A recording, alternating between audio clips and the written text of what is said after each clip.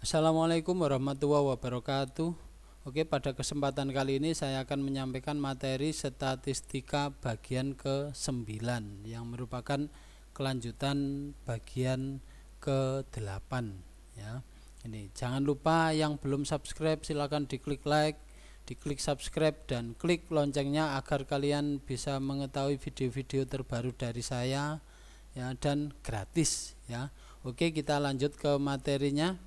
Kita ingat kembali materi ukuran penyebaran data ya.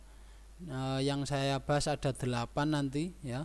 Yang pertama yaitu jangkauan atau ring, kemudian simpangan rata-rata, ragam dan simpangan baku, kuartil, desil, persentil, angka baku atau nilai standar, dan koefisien variasi atau variabilitas.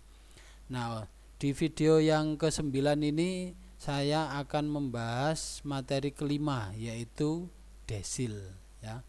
Oke, kita lanjut. Desil menurut pengertiannya, desil itu dilambangkan dengan huruf D besar ya. Adalah datum yang membagi data menjadi 10 bagian sama besar. Nah, di video sebelumnya tentang kuartil, kuartil membagi data menjadi 4 bagian sama besar.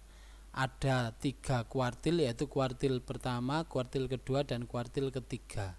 Nah, sekarang di desil ya. Desil membagi data menjadi 10 bagian sama besar. Nah, ibaratnya seperti garis lurus ini ya, yang berisi data diantaranya ada X1, X2, X3 sampai dengan Xn ya, sampai dengan Xn.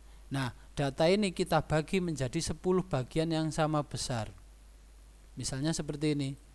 1, 2, 3, 4, 5, 6, 7, 8, 9, dan 10. Sehingga dari seluruh data ini jika kita bagi menjadi 10 bagian yang sama besar, dibutuhkan ada 9 sekat ya, atau 9 pembagi. Nah, ke-9 inilah yang disebut dengan desil. Berarti desil ada 9, yaitu D1, D2, D3, D4, D5, D6, D7, D8, dan D9. Inilah desil. Jadi ada 9 desil. Nah, untuk desil data tunggal, langkah-langkah untuk menentukan desil data tunggal antara lain yang pertama adalah urutkan data dari yang terkecil sampai yang terbesar. Jadi data tetap harus diurutkan terlebih dahulu. Kemudian yang kedua, tentukan letak desil dengan rumus. Nah, letaknya dulu. DI sama dengan I kali N ditambah 1/10. Nah, ini bedanya dengan kuartil kemarin. Kalau kuartil per 4, karena menurut pengertian itu membagi data menjadi 4 bagian sama besar, sedangkan desil ini membagi data menjadi 10 bagian yang sama besar. Sehingga rumusnya untuk mencari letaknya I dikali N ditambah 1/10. Dengan I nya sesuai desilnya tadi, berarti 1, 2, 3 dan seterusnya sampai 9, karena desil ada 9. Nah, setelah ketemu letaknya berada di urutan keberapa, nah kita tentukan yang ketiga, nilai desil sesuai letaknya ya, nilai desil sesuai letaknya. Nah, ini untuk data tunggal. Nah, sekarang untuk data berkelompok ya, yang biasanya dinyatakan dalam bentuk daftar distribusi frekuensi. Nah, langkah-langkahnya adalah: 1. Tentukan letak kelas yang memuat desil ke I. Jadi kita harus tahu dulu letak desil ke I-nya terletak di kelas yang mana ya, dengan rumus I/10 dikali N. Nah, tentu saja ini adalah sesuai desil berapa yang ditanyakan. dengan I-nya yaitu 1, 2, 3 sampai dengan 9 ya. Dan N-nya adalah banyak data. Nah, kemudian setelah tahu letaknya di kelas berapa ya, tentukan nilai desil ke I yang ditanyakan dengan rumus DI sama dengan TB ditambah I per 10 kali N dikurangi FKKS per FDI dikali P. Nah, kalau kita amati hampir sama dengan rumus kuartil tadi ya. Kalau kuartil bedanya ini per 4, karena kuartil itu membagi 4 sedangkan desil membagi 10. Jadi rumusnya sama, langkah-langkahnya juga sama. Nah, contoh soal, tentukan D7 berarti desil ke-7 dari data pada tabel berikut. Nah, ini daftar distribusinya sama seperti yang video sebelumnya ya. Nah, bagaimana cara menentukan desil ke-7? Nah, solusinya adalah dari daftar distribusi frekuensi ini ya, kita tentukan dulu total frekuensinya 50. Jadi frekuensi ini dijumlahkan totalnya 50. Nah, kemudian kita tentukan FKK-nya, frekuensi kumulatif kurang dari ya. Maka didapatkan kelas pertama adalah 5. Kelas kedua 19, ini 19. Kelas ketiga 35. Kelas keempat 47 ya, 47. Nah, 47 kelas kelima ditambah 3 50.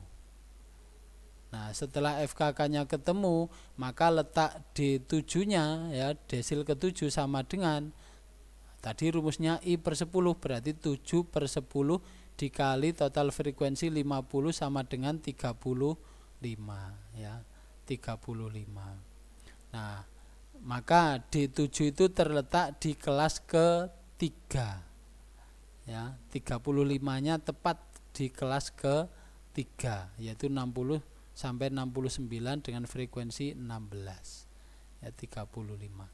Maka ini disebut kelas desil ke-7. Jadi kelas ketiga ini disebut kelas desil ke-7.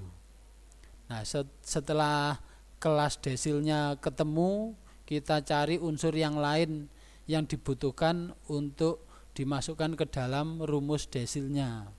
Maka diketahui dari tabel distribusi frekuensi ini diketahui TB-nya dari kelas desilnya 59,5 di sini. Kemudian FKKS-nya, nah ini berarti 19, frekuensi kumulatif sebelum kelas desilnya ya, sebelum kelas desilnya 19. Kemudian FDI-nya 16, ini frekuensi kelasnya ya, dan P-nya adalah 10 masing-masing interval kelasnya. Nah, kita masukkan ke dalam rumus, kita aplikasikan.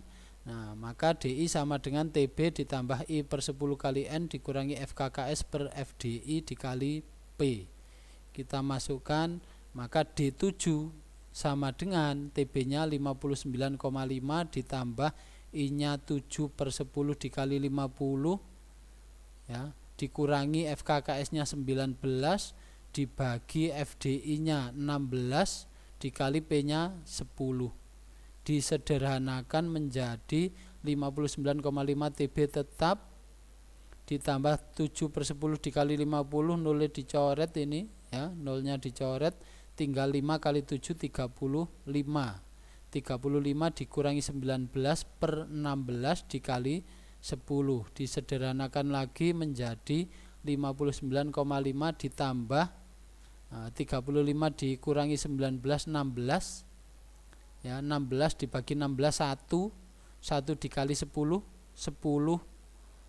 Nah, 10 ditambah 59,5 sama dengan 69,5. Jadi D7 dari daftar distribusi frekuensi ini adalah 69,5.